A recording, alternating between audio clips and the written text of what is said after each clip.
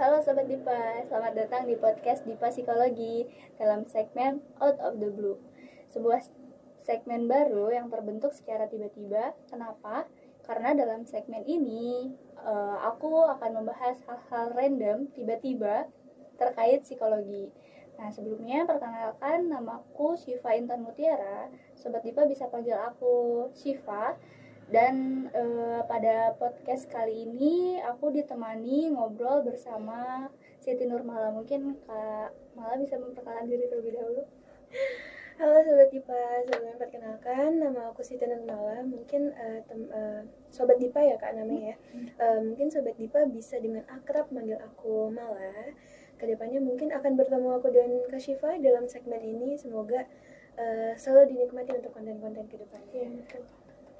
Jadi gimana Kak Syifa? Mungkin aku kayaknya mau nanya kabar dulu kali ya. Gimana Kak Mala kabarnya? Kabar aku baik, kemarin kita padahal baru ketemu beberapa waktu lalu ya Kak Syifa. Iya, kalau Kak Syifa sendiri gimana kabarnya? Iya, alhamdulillah baik. Dan kalau dari perasaan ya aku senang banget karena hari ini bisa ngobrol bareng nih sama Mala dalam kesempatan ini. Nah, kalau Mala sendiri gimana perasaannya? Perasaanku mungkin aku akan akumulasi akhir-akhir ini aja ya Kak Syifa ya, karena untuk hari ini kayak masih biasa aja. Tapi untuk akhir-akhir ini aku banyak bersyukur banget. Aku lebih menikmati apa yang terjadi dan lebih menerima apa yang terjadi denganku. Jadi aku merasa aku lebih bahagia dan senang aja akhir-akhir ini. Alhamdulillah ya. Alhamdulillah sekali. Iya ya, kurang lebih sama lah ya. Kita berusaha untuk menikmati apa yang sedang kita hadapi ya. Betul. Oke. Di podcast kali ini mungkin mau bahas yang ringan-ringan dulu aja teman-teman, terkait serba-serbi sebagai anak psikologi nih, karena kebetulan aku dan Mala juga lulusan dari psikologi. Kita berdua kebetulan dari kampus yang sama. Satu kampus yang sama, yaitu Universitas Buana Perjuangan Karawang. Ya. Iya. Oke. Nah, sebagai anak psikologi nih, kayaknya tuh kita sering banget ya, kayaknya bukan aku doang deh, pasti Malah juga pernah banget ngerasain yang namanya tiba-tiba ditanya sama orang asing atau orang random di sekitar kita gitu. Tiba-tiba balik lagi. Iya, tiba-tiba nanya, kamu bisa baca pikiran aku nggak sih? Sering banget lagi. Iya. Yang kayak gitu, kayak tiba-tiba kamu bisa, atau kayak gini biasanya Kak, menurut kamu aku tuh orangnya gimana? Biasanya gitu tuh. Iya, sering banget. Aku beberapa kali bahkan sampai udah lulus, sampai ketemu siapapun pertanyaannya tuh masih sama. Kenapa sih nggak ada pertanyaan lain aja? Kenapa ya? Iya. Kayak langsung nanya, coba tebak sekarang aku lagi mikir apa. Iya, biasanya gitu, padahal kan kita bukan dukun ya? Bukan. Kita bukan dukun klarifikasi. Biasanya kalau untuk Kak Syifa sendiri nanggepinnya tuh gimana sih? Kalau misalnya ada yang nanya, tiba-tiba nanya, coba kamu tuh bisa nggak sih? Kamu jurusan psikologi, kamu bisa nggak sih baca pikiran aku? Kak Syifa tuh biasanya gimana? Aku bingung sih jawabnya, karena aku tuh sebenarnya nggak bisa baca pikiran orang ya. Malah bisa? Enggak dong. Iya, nggak bisa baca pikiran orang. Jadi kayak ya udah, cuman jawab aja. Kita tuh nggak bisa baca pikiran orang. Terkadang orang tuh bertanya juga, terus tahu dari mana? Maksudnya karakter orang tuh, kita bisa nebak karakter orang tuh dari mana sih gitu. Pasti ada yang nanya kayak gitu. Iya. Padahal guys, aslinya untuk lulusan psikologi itu, walaupun wajar ditanya gitu ya, kami juga mungkin mewajari karena awam, karena nggak tahu Kak Syifa. Jadi biasa aku dengan sabar karena nggak cuma sekali. Mungkin kalau sekali aku sabar banget gitu ya, tapi karena udah berkali-kali jadi dengan sabar gitu menjawabnya. Kalau aku bukan dukun, aku nggak tahu, maksudnya nggak tahu apa yang specifically orang-orang yang bertanya itu rasakan atau pikirkan gitu kan, atau dengan tiba-tiba nanya karakteristik padahal kita baru ketemu beberapa menit yang lalu gitu. Aku biasanya jawab dengan yang kayak gitu, kayak kami tuh observasi dulu gitu. Itu nggak bisa langsung nggak bisa langsung terjadi, nggak bisa langsung kayak kayaknya dari muka-mukanya nggak bisa begitu ya kan. Biasanya tuh langsung diobservasi dulu, dites dulu untuk kepribadian. Biasa ada yang namanya tes kepribadian. Betul. Bisa, kalau misalnya mau tahu kepribadian bisa tes di DIPA. Iya betul, DIPA ada tes kepribadian ya Kak Syifa. Nah, terus juga selain dengan mengobservasi dan melakukan dengan cara tes, mungkin karena anak-anak psikologi ataupun yang emang backgroundnya psikolog gitu ya, dia bisa dengan mudah melihat orang lain itu seperti apa karena udah banyak ketemu orang juga ya. Karena udah banyak ketemu dengan berbagai macam karakter jenis manusia dan berinteraksi juga sama orang-orang. Karena tugas kita kan juga menemui orang secara langsung, berinteraksi dengan orang, jadinya dari pengalaman-pengalaman ketemu banyak orang itu jadi tahu gitu apa yang akan terjadi di orang itu, ataupun mungkin gambaran-gambaran kepribadian orang tuh seperti apa, kita jadi tahu dari situ. Iya betul sih Kak. Iya betul. Mungkin secara kayak aku mau bilang garis besar tapi mungkin nggak semuanya gitu, tapi mungkin adalah hint-hint kayak ini kayaknya termasuk yang kayak gini deh gitu, orang yang kayak gini. Mungkin kayak gitu ya Kak Syifa. Iya betul. Jadi sekali lagi kita nggak bisa baca pikiran orang, kita nggak tahu apa yang lagi orang lain pikirin. Ini lebih kayak klarifikasi. Oh iya benar ya. Lebih kayak klarifikasi orang-orang dari jurusan psikologi. Tapi emang benar guys, mungkin teman-teman yang nonton ini dan dari jurusan psikologi mungkin ngerasa relate, bisa merasa relate kan sama ini, sama hal yang sekarang. Soalnya biasanya ke ngobrol sama orang random pasti selalu ditanya itu, pasti yang jadi pertanyaan. Kayak pembuka percakapannya tuh pasti itu, kayak jurusan apa? Psikologi. Bisa baca pikiran saya dong. Aduh. Oke, kita kayaknya balik di situ terus nih. Selain tentang bisa baca pikiran atau enggak, kita juga sebagai anak psikologi kayaknya sering banget nih dijadiin tempat curhat secara tiba-tiba ya. Kamu betul. gitu enggak? Aku gitu lagi. Bahkan aku tuh pernah ini tahu Kak Syifa, aku tuh pernah satu grup lukis waktu itu. Aku kan nggak pernah ketemu orangnya secara langsung ya, tapi orangnya tuh tiba-tiba nge-DM aku terus bilang kayak, kamu jurusan psikologi, aku boleh cerita nggak? Karena dia merasa lebih aman untuk cerita dari orang yang dari jurusan psikologi dan orang yang nggak dia kenal in real life gitu. Mungkin kayak gitu. Iya benar. Kalau Kak Syifa? Iya, aku juga beberapa kali jadi tempat curhat teman-teman gitu ya, bahkan yang sebelumnya nggak pernah ada interaksi tiba-tiba dia datang menghampiriku untuk bercerita, menceritakan keluh kesahnya. Tapi ya kita tanggapi gitu, maksudnya kita respons gitu. Terus juga aku pribadi adalah orang yang sering curhat juga nih ke Mala gitu. Gimana perasaannya Mal jadi tempat curhatku, tempat curhat orang-orang? Istilahnya passwordnya 911. Biasa gitu ya. Iya betul. Biasanya tuh istilahnya menjadi 911 untuk seseorang, kayak misalnya dia tuh sedang merasa gundah atau merasa tidak enak di hati, di pikiran gitu. Biasanya ada one person yang jadi tempat pulang gitu. Nah kebetulan beberapa orang, aku nggak bisa bilang banyak juga, maksudnya beberapa orang mempercayakan itu Kak Syifa ke aku untuk bercerita. Salah satunya Kak Syifa. Iya benar. Beneng. Ini salah satu orang yang bisa dipercaya lah gitu, maksudnya karena kita juga sebagai anak psikologi pasti butuh tempat curhat juga ya. Selain jadi tempat curhat orang lain, kita juga perlu menyalurkan apa yang kita rasakan, kita keluh kesahkan gitu ke orang di sekitar kita gitu, orang terdekat kita gitu. Nah terus selain jadi tempat curhat biasanya apa lagi Kamar? Apa ya? Soalnya ya mostly jadi tempat terakhir gitu loh, jadi tempat terakhir untuk orang-orang yang emang ingin berkeluh kesah sih Kak Syifa. Banyak dari mereka yang emang menjadikan aku, teman-temanku gitu, bahkan yang jadi sesama psikologi itu menjadikanku untuk tempat terakhir mereka bercerita. Mungkin karena mereka nyaman, atau mungkin karena ya balik lagi yang tadi Kak Syifa bilang, mungkin karena percaya. Dan Kak Syifa juga sering kayak gitu kan tadi bilang kalau misalnya teman-teman tuh menjadikan kita tempat pelarian utama. Kayak aduh mau kabur dari masalahnya, aku bingung banget mau cerita ke siapa, ujung-ujungnya ke Kak Syifa gitu kan, ujung-ujungnya ke aku.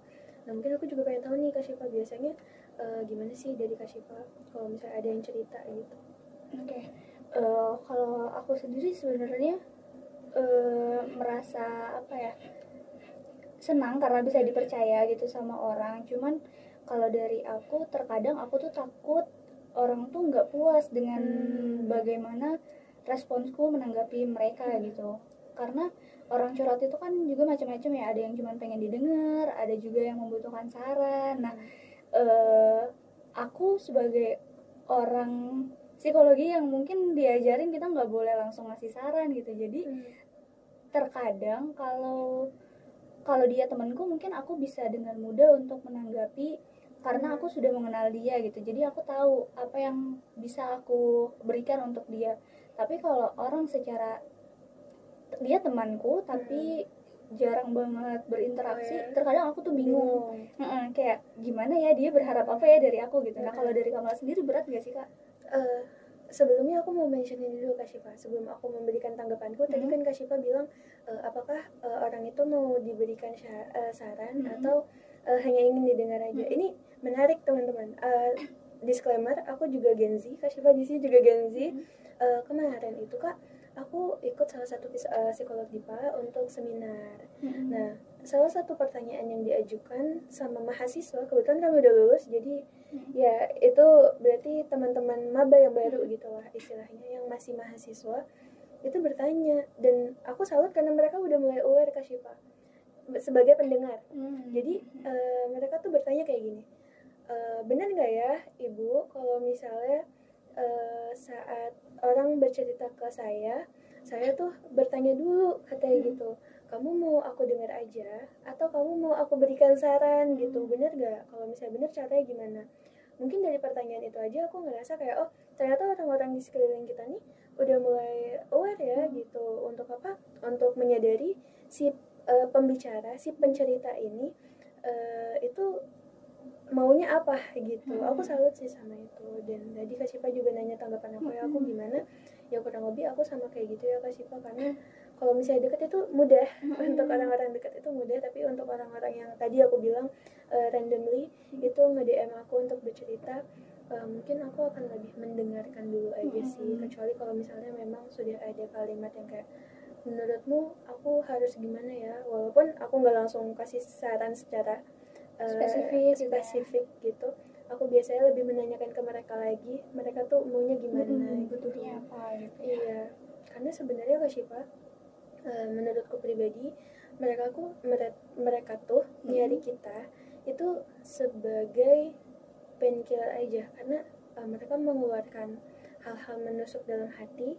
Terus saat bercerita itu kan jadi sedikit berkurang. Apa yang mereka pikirkan yang tadinya semerawut gitu, itu bisa jadi lurus sedikit-sedikit. Nah menurut aku tugasku, peranku, dan mungkin Kak Syifa juga menyadari itu karena lulusan psikologi juga, tugas pendengar tuh kurang lebih jadi painkiller gitu. Jadi kayak kalau misalnya aku nggak menyalahkan untuk teman-teman atau teman-teman saat bercerita terus ketemu dengan apa sih namanya, seseorang yang kurang bisa untuk mendengarkan gitu. Aku juga minta maaf untuk itu karena kalian harus merasakan ketidakenakan dalam bercerita gitu. Mungkin itu sih Kak Syifa, karena kan pasti nggak enak gitu. Mungkin gitu sih dari Kak Syifa gimana? Terus juga terkadang mungkin orang bercerita tuh karena dia pengen didengar, selain painkiller mungkin ya dia juga pengen divalidasi apa yang dia rasakan itu benar gitu. Kayak maksudnya dia sedang gitu. Sedih, ya udah itu boleh kok, maksudnya nggak apa-apa gitu, cerita aja, diungkapin aja gitu, jangan supaya nggak dipendam sendiri gitu aja, nggak sih gitu kan. Betul. Ya kayak lagu LL dulu, aku bukanlah Superman, ya kan? Aku juga bisa nangis. Ya nggak apa-apa. Jadi kalau misalnya merasakan sedih itu valid, apa yang kalian rasakan tuh valid, kawan-kawan. Jadi nangis aja gitu ya. Iya, nangis aja. Oke. Nah, terus mungkin itu kalau case-nya adalah orang lain yang bercerita ke kita. Tapi gimana nih Mal, cara kamu menanggapi, atau mungkin kamu melihat orang-orang di sekitar kamu tuh kayaknya dia lagi memendam sesuatu tapi dia nggak mau bercerita gitu.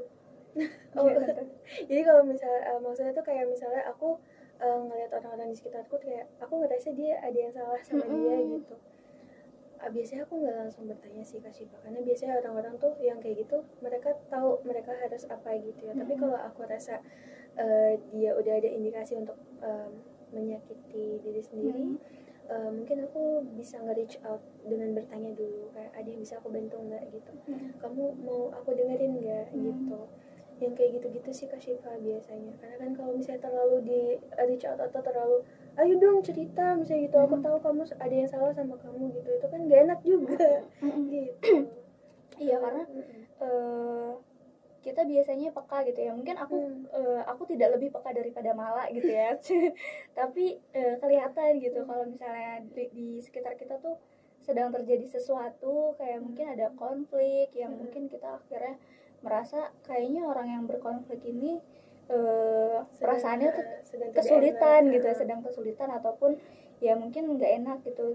Terkadang kalau aku sendiri aku masih suka bingung aku harus gimana ya ke orang itu gitu. Menanggapinya gitu. Iya, masa pura-pura nggak tahu sih gitu. Masa tondif enggak. Oke. Biasanya tuh emang lebih enak tuh kalau aku mungkin act of service ya, bisa dibilang.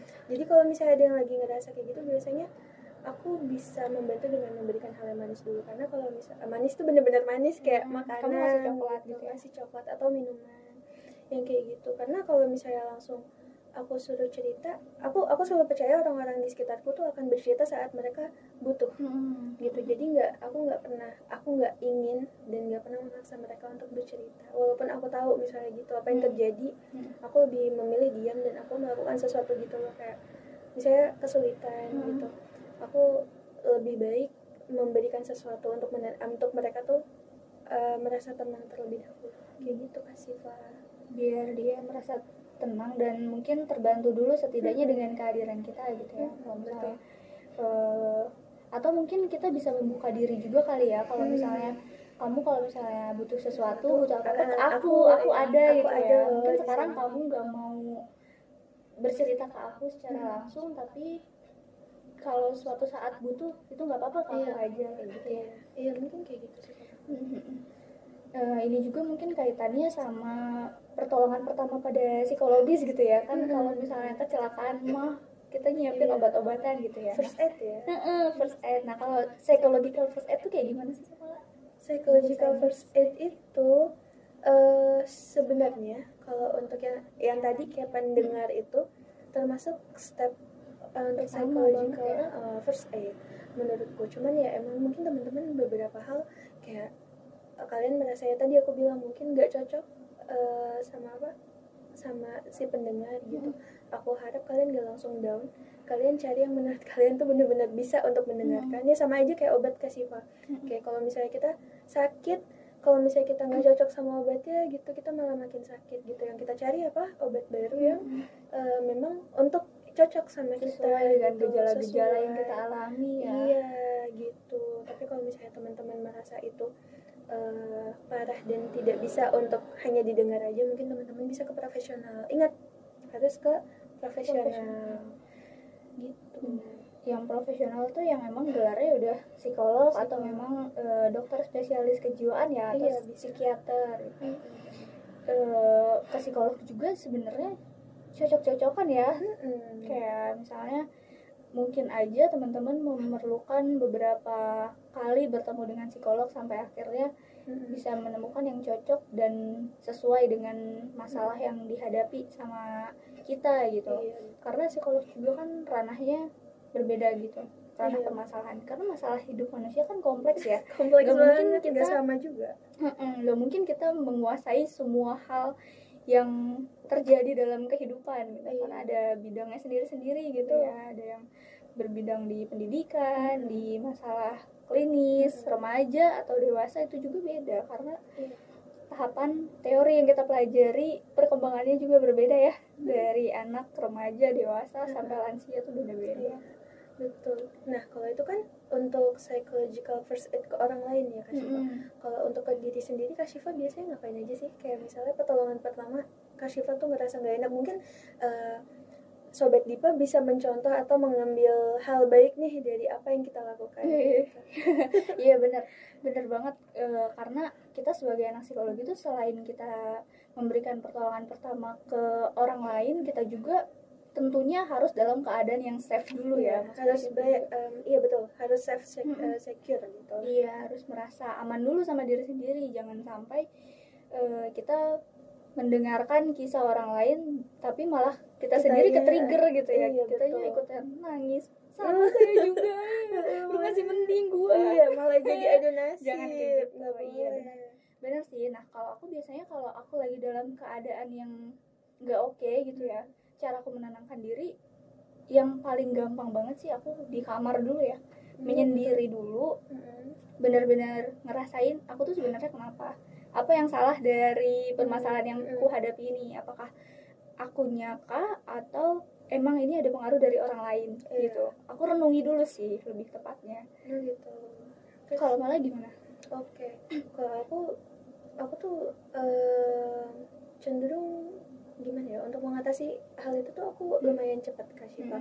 Cuman biasanya yang menantang adalah, mungkin ini sebagian dari Sobat Dipa pernah merasakan dimana nggak ngerasa apa-apa tapi ngerasa sedih, nggak ngerasa apa-apa tapi kok gloomy banget gitu, kok feeling blue banget gitu. Nah itu tuh menurutku pribadi itu tuh akumulasi dari hal-hal yang kita nggak papain sebelumnya gitu. Dan mungkin untuk aku pribadi mungkin itu istilahnya adalah sampah-sampah dari cerita, dari banyaknya cerita yang masuk ke aku kan, cerita dari teman-teman yang apa kan cerita dari teman-teman itu kan adalah perasaan negatif mereka kan. Perasaan negatif mereka dibuang ke aku, berarti aku istilahnya penuh dengan sesuatu yang negatif. Gimana tuh? Maksudnya jadi pikiran aku juga ikut bisa ikut negatif gitu tanpa aku sadari, mungkin aku ngerasa dulu. Nah biasanya aku tuh kalau kayak gitu, aku juga cari seseorang yang safe untuk aku biasanya gitu, untuk aku bercerita hal-hal kecil. Atau ya biasanya aku tuh dengerin lagu Kak Syifa. BTW guys, Sobat Dipa, aku adalah Carrots. Aku suka Seventeen, dan menurut aku beberapa lagunya tuh membuat aku tenang. Seperti lagu baru yang Cheers to Youth itu yang menceritakan kalau misalnya nggak apa-apa, kalau misalnya berbuat salah atau nggak apa-apa apapun yang kalian lakukan, karena ini adalah pertama kalinya kalian hidup. Jadi semua perasaan yang dirasakan itu valid. Lagu itu tuh ngebuat aku tenang aja sih Kak Syifa. Selain denger lagu mungkin ya aku menggambar, aku melukis gitu. Itu hobi kamu ya? Iya, melakukan hobi intinya. Yang lagu bener banget sih, karena lagu itu kan biasanya berkaitan sama emosi ya. Iya, betul. Aku tuh kalau mungkin kalau malah tuh kaitannya ke grup ya, kalau aku tuh enggak boy group. Kalau aku tuh enggak, mungkin aku tuh lebih ke menyusun playlist aja, playlist sesuai dengan mood. Kalau aku lagi happy, isi playlist dengerin happy. Iya, happy terus. Tapi kalau misalnya kayak perasaan-perasaan yang tiba-tiba pengen sedih-sedihan, aku punya playlist sedih. Jadi playlist aku tuh tidak tersusun berdasarkan siapa artisnya, tapi susun berdasarkan berdasarkan liriknya tuh kayak gimana. Jadi aku tuh ada playlist itu. Jadi untuk melampiaskan apa yang aku rasakan, emosi-emosiku tuh dari lagu. Karena aku nggak bisa melukis. Apa nanti kita ngelukis bareng bisa kali ya. Nah mungkin teman-teman Sobat Dipa di rumah itu bisa mencoba ya untuk melakukan hal-hal yang bikin kalian tuh happy. Hal-hal sederhana aja, nggak usah neko-neko hal yang berat atau kayaknya harus melakukan ini, kayaknya harus melakukan ini, enggak. Sekecil kalian menarik nafas gitu ya Kak Syifa, ya kan. Mungkin atau saat kalian marah atau saat kalian sedih itu bisa berhitung dulu, hitung 1 sampai 10. Kalau enggak ya mungkin bisa dihitung sampai 100 Kak Syifa. Kepanjangan enggak ya, tapi mungkin works gitu ya. Tiba-tiba tidur. Ya nggak apa-apa, lebih tenang gitu. Iya kan, atau biasa di psikologi ada yang namanya butterfly hugs Kak Cipa. Mungkin bisa dicontohin mungkin gimana? teman-teman juga udah tahu ya. Kita menenangkan diri kayak Iya nggak benar, aku apa-apa. sering banget juga sih kayak gini. Oh iya, Iya karena kayak berasa dipeluk iya ya. benar. Namanya juga butterfly hug. Dipeluk sama butterfly. Iya. Enggak juga sih. Dia apa sih namanya ditenangin ya, Kak Dipupuk Cipa. gitu loh. Dipupuk kayak nggak apa-apa, semua hal yang terjadi sama diri kita tuh valid, nggak apa-apa untuk merasa sedih gitu teman-teman. Ini merangkul diri sendiri ya. Iya, jadi hal-hal sederhana tuh banyak banget yang bisa kita nikmati dan syukuri untuk menenangkan diri gitu ya. Iya betul. Sekecil kita ngobrol mungkin sama teman gitu, nggak harus ngobrolin cerita masalah kita apa aja gitu. Atau sekecil ngobrol sama tukang cilok depan rumah. Oh iya benar. Betul kan, kayak bapak hari ini udah keliling kemana aja? Iya, gitu. bapak udah dapat berapa? Bapak ciloknya ada versi lain nggak? Iya. Gitu. Bapak nggak bosen? Ya mungkin kayak gitu ya Kak Cipa. Bapak pernah nyoba rute lain nggak? Iya, itu kan bikin senang, bikin bahagia. Random aja gitu. Kayak out of the blue. Sesuatu pembahasan yang Tiba-tiba. Loh, random dan tiba-tiba. Iya. Oke. Oke. Ya mungkin segitu dulu kan ya untuk hari ini teman-teman. Mungkin semoga teman-teman bisa happy sama pembahasan hari ini dan kita terbuka banget untuk segala bentuk komentar, dan teman-teman kalau ingin membahas sesuatu bisa komen di bawah. Iya benar itu. Oke. Nah, karena ini juga kan sebagai video pertama perkenalan gitu ya. Jadi kalau misalnya mau request atau ada komentar apa bisa di komen ya teman-teman. Iya. Jadi ya mungkin bisa kita sortir dan kita wujudkan. Sortir kayak banyak aja ya, semoga banyak ya request kalian sehingga bisa jadi masukan buat Dipa juga ke depannya untuk bikin konten apa lagi. Betul? Ya, tapi kalau sama kita jangan berat-berat karena kita kan mau happy. Iya, kita mau happy. Kita mau happy, teman-teman di rumah juga mau happy kan dengan pembahasannya. Ya udah, oke deh kalau begitu terima kasih banyak ya Mala sudah mau membuka segmen Out of the Blue ini. Episode 1 dan nantikan episode-episode selanjutnya semoga berjalan dengan lancar. Kita kan punya jingle untuk penutupan, kita coba dulu nggak di sini? Oke, boleh. Oke. 1 2 3. Gimana sih? Iya benar. Oke. Masa kita lupa. 1 2 3. Out of the blue. See you tomorrow. Oke. Tomorrow lagi. Iya benar, karena nggak tomorrow banget. Iya, oke. Oke. Kita ulangin nggak sih? Ulangin. Oke. Itu nggak sih, Pak? 1 2 3. Out of the blue. See you tomorrow.